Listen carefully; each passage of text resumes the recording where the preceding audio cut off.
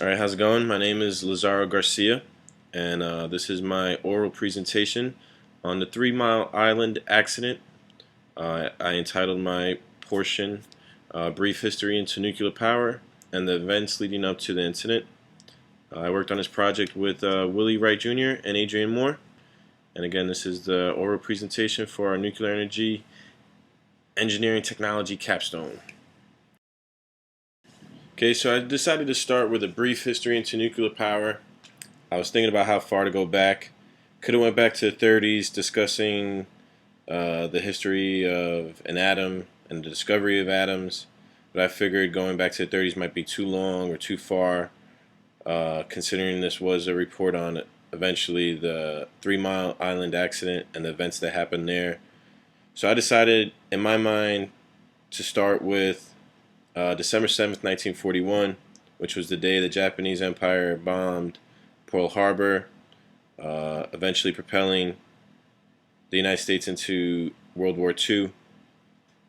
I chose this day because although research into nuclear world was ongoing at the time, prior to this event, funding was minimal, the amount of research going on was minimal. After this event, that all changed. Okay, so here we fast forward a year, and there are tons of projects and experiments going on at the time. They're currently working on enriching uranium and plutonium and other fuel, trying to figure out what fuels are best at the time. At the same time, a group of scientists at the University of Chicago are working literally on racket courts and making the world's first self-sustaining reactor. And if you look at the picture on the front row, bottom left, is a gentleman by the name of Enrico Fermi, who's an Italian-born physicist who escaped out of fascist Italy during the time, came over for asylum in the U.S. and stayed here ever since, actually. And him and his team there built his first reactor, and on December 2nd, 1942, they achieved a major breakthrough by successfully engineering the first controlled self-sustaining nuclear chain reaction. The thing was set up with, if you ever get time to read, about the history, it's definitely worth the read. It's definitely interesting to see how they did it.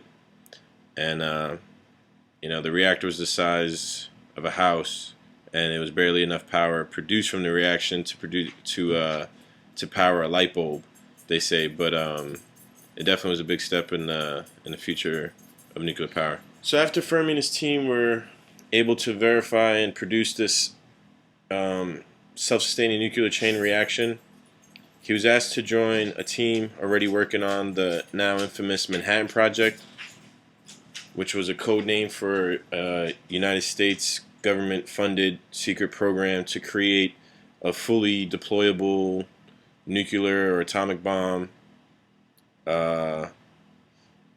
and if possible to do so before the Axis power, who were at the time believed to be doing the same thing.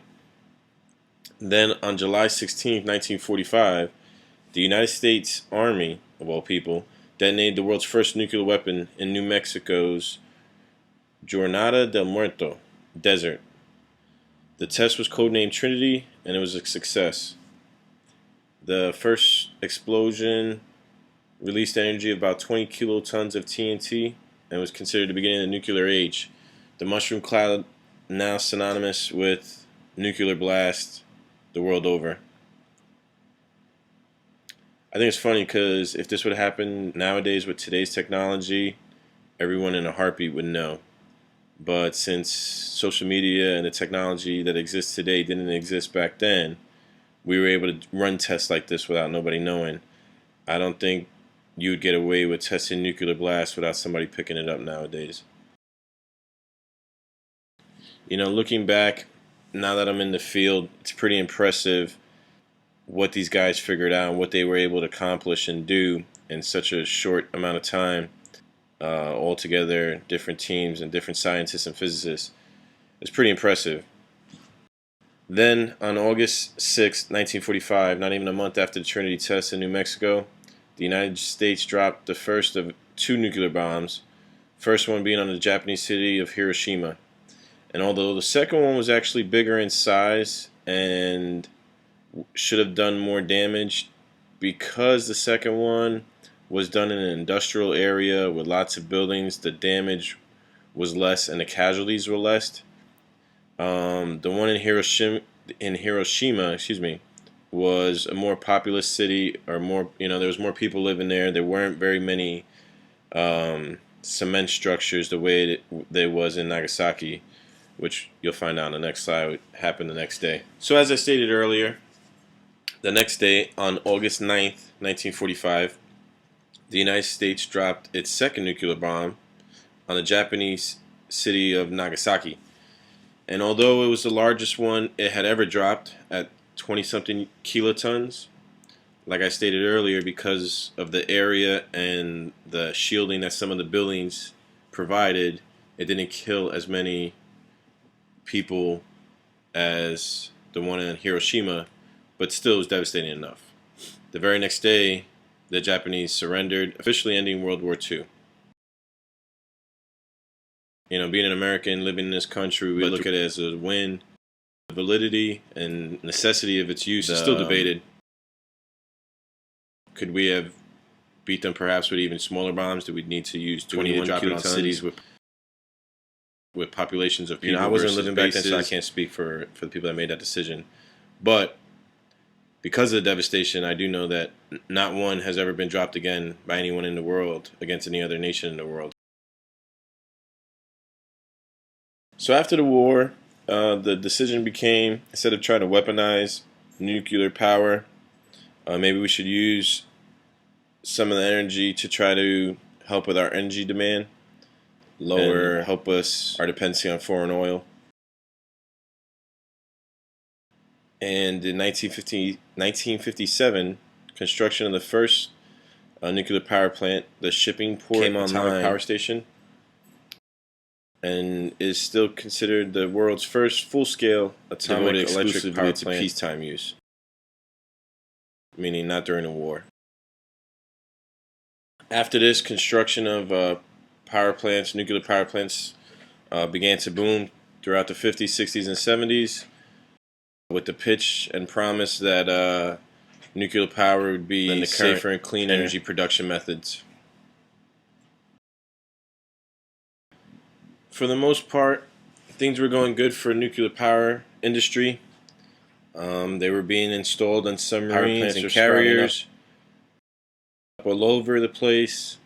It was definitely helping with the power demand as the consumption grew.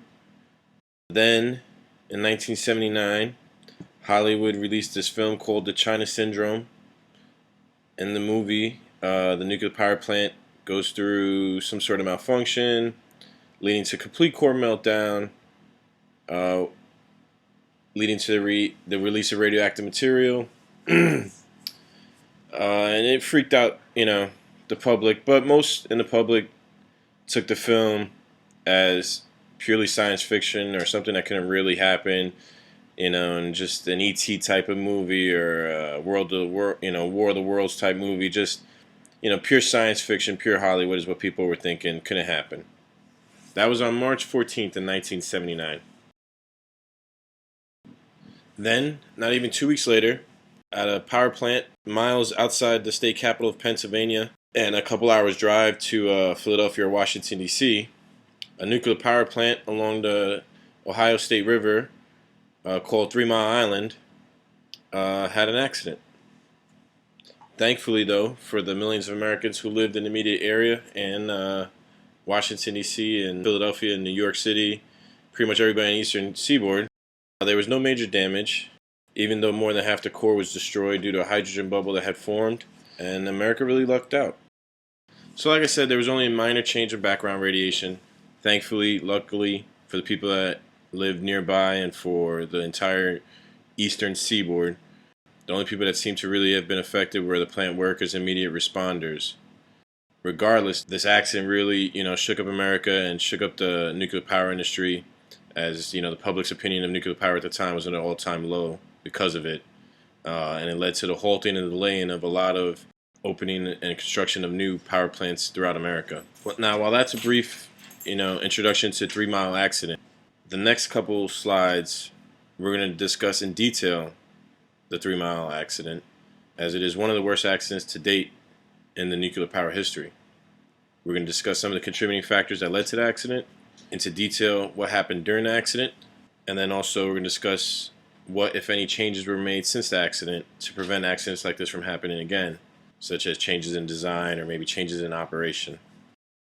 That's all I have for this. My name is, again, Garcia, and this has been an introduction to nuclear power and the 3 Mile Island accident. I thank you for your time, and hope you learned something.